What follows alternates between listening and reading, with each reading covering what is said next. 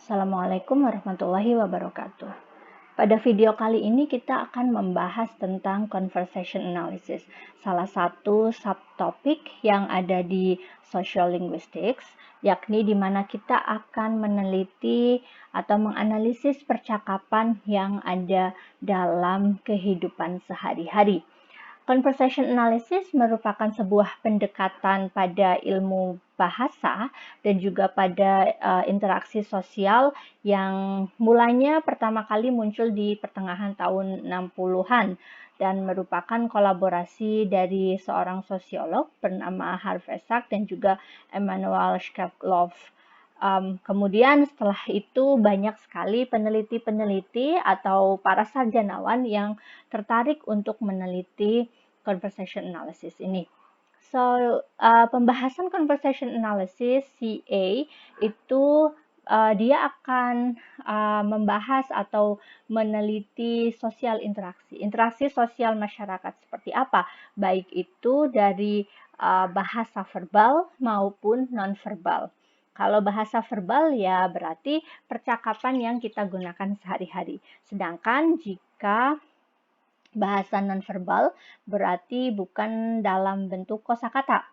Bahasa verbal itu nantinya bisa dibagi menjadi spoken atau written. Jadi teman-teman sangat mungkin sekali meneliti conversation analysis baik berupa tuturan langsung atau percakapan yang ditulis pada chat atau misalnya Twitter, Facebook, dan banyak hal yang lainnya.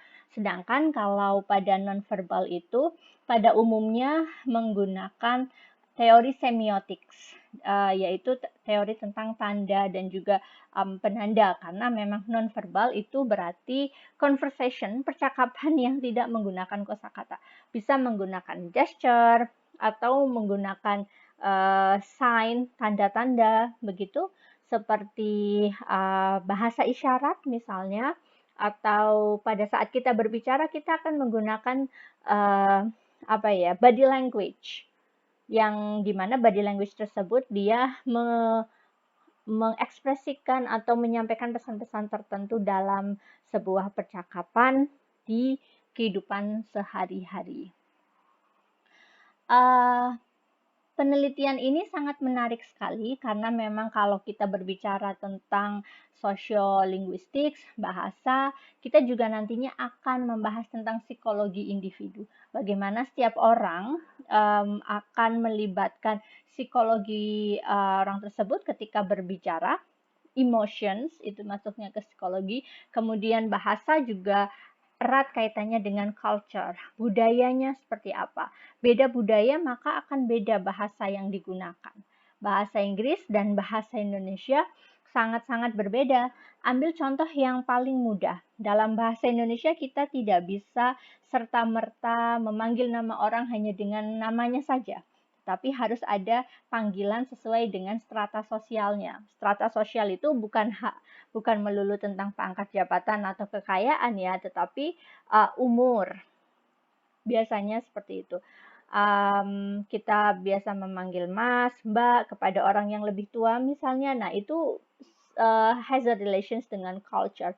Kemudian external characteristics, karakteristik eksternal lain seperti ras, akan berbeda sekali, kelas, gender juga akan sangat berbeda sekali. Dan ini bisa sekali untuk diteliti bagaimana dalam konteks percakapan sehari-hari gender memiliki perbedaan dalam berkomunikasi misalnya. Atau kelas. Kelas itu bisa dikatakan bahwa let's say supir angkot dengan kelasnya atau dengan kelompoknya akan memiliki komunikasi atau conversations yang berbeda dengan pedagang buah. Kosakata yang digunakan pasti berbeda, topik yang digunakan pun pasti berbeda. Nah, itu adalah conversation analysis yang sangat mungkin untuk diteliti dan dibahas. Lalu, research methods, metode penelitian dalam conversation analysis itu seperti apa? So, biasanya kita membahas tentang questions in tone repeats, pertanyaan dengan intonasi yang berulang-ulang, atau bisa juga dengan final intonations, falling intonations. Ketika kita bertanya terkadang kita tidak menggunakan kalimat tanya, tapi kita menggunakan intonasi yang bisa membedakan apakah kalimat tanya atau kalimat pernyataan. Dalam bahasa Indonesia, misalnya kita mengatakan sudah makan, sudah makan. Kamu sudah makan, kamu sudah makan. Itu berbeda. Kalimat kedua merupakan kalimat tanya karena menggunakan falling final intonations. Lalu next one repeats, I'm topical expansions. Nah, ini sangat mungkin sekali diteliti bagaimana repeats ya, keberulangan, lalu bagaimana topik yang digunakan dalam sebuah percakapan itu mungkin sekali untuk dibahas dalam sebuah penelitian conversation analysis.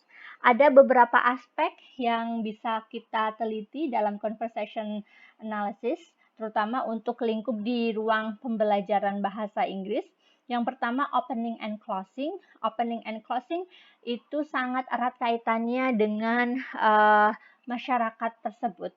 Apakah masyarakat tersebut memiliki agama tertentu, memiliki norma tertentu, maka mereka kemudian akan menggunakan opening dan closing tersendiri. Di agama Islam pasti kita akan mengatakan Assalamualaikum, Wassalamualaikum. Di agama lain berbeda. Kemudian di budaya yang lain mereka cukup mengatakan good morning dan sebagainya. Lalu ada agency pairs. Kalau di agency pairs itu berarti yang kita bahas adalah pair is a unit of conversation. Jadi contains exchange. Kalau kita ngobrol, itu kan harus dua arah. Nah, bagaimana kita bisa melihat percakapan di sebuah kelas? Dua arah atau tidak? Ketika gurunya menjelaskan lalu bertanya, ada pertanyaan? Apakah kemudian dibalas oleh siswanya? Atau siswanya hanya diam saja? Ada pertanyaan? Sudah paham? No answer misalnya, diam 1000 bahasa. Nah, itu perlu sekali diteliti bagaimana agency pairs, bagaimana seorang guru bisa membangun agency pairs dalam percakapan sehari-hari.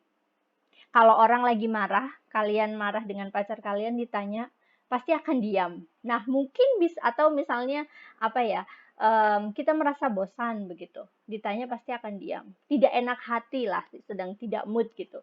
Mungkin bisa jadi seperti itu. Ketika si guru bertanya kepada siswanya dan tidak ada respon sama sekali dari siswa, paham, diam. Tidak paham, diam. Nah, so mungkin marah, atau mungkin bosan, atau mungkin memang sudah tidak minat dengan kelas ini. Itu bisa bisa diteliti ya. Lalu topik management, bagaimana dalam sebuah percakapan pasti ada topik management. Jadi kita akan memanage topik yang kita bahas. Oke, baik. Selanjutnya kita akan membahas bla bla bla dan sebagainya. Well, this is called as topic management. Turn taking membahas tentang bagaimana dalam sebuah percakapan akan saling berbagi. Oke, next. Kemudian, nah itu turn taking. Baik, silakan siapa yang ingin bertanya? Kamu. Baik, selanjutnya setelah ini, nah itu turn taking. So, jadi saling ngobrol satu sama lain. Preference organizations. So, dalam preference organizations, kita sangat perlu sekali untuk bisa mengorganisir sebuah percakapan. Bagaimana cara kita mengorganisir percakapan dalam sebuah diskusi misalnya, itu sangat penting sekali untuk bisa dilakukan. Well, seorang guru perlu melakukan preference organization supaya dalam diskusi, dalam penyampaian itu akan mudah untuk dipahami oleh orang lain, terutama oleh siswa. Lalu feedback.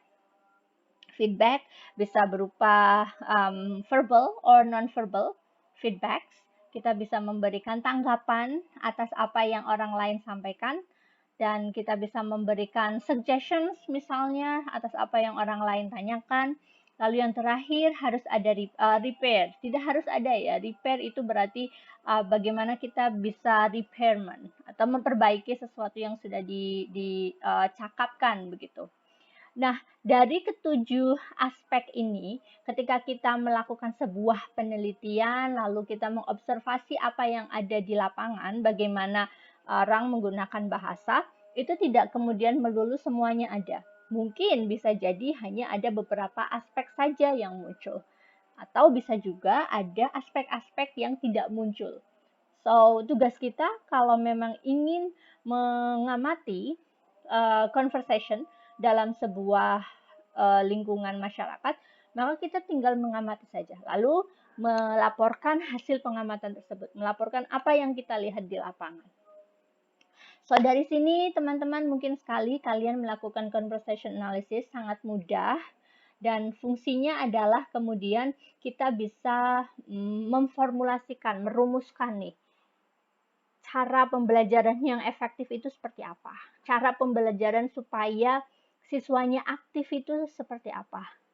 Metode pengajaran supaya ada agency pairs dan juga centeking biar ngobrolnya itu dua arah, nggak cuma dosennya atau gurunya saja yang ngobrol, supaya ada feedback dari para peserta seperti apa sih. Nah, itu sangat mungkin untuk bisa kemudian diterapkan pada dunia pembelajaran dan pengajaran bahasa Inggris. Dan nantinya pula bisa diterapkan dalam kehidupan sehari-hari. Karena memang conversation analysis berangkat dari fenomena penggunaan bahasa dalam kehidupan sehari-hari. Begitu saja, terima kasih. Wassalamualaikum warahmatullahi wabarakatuh.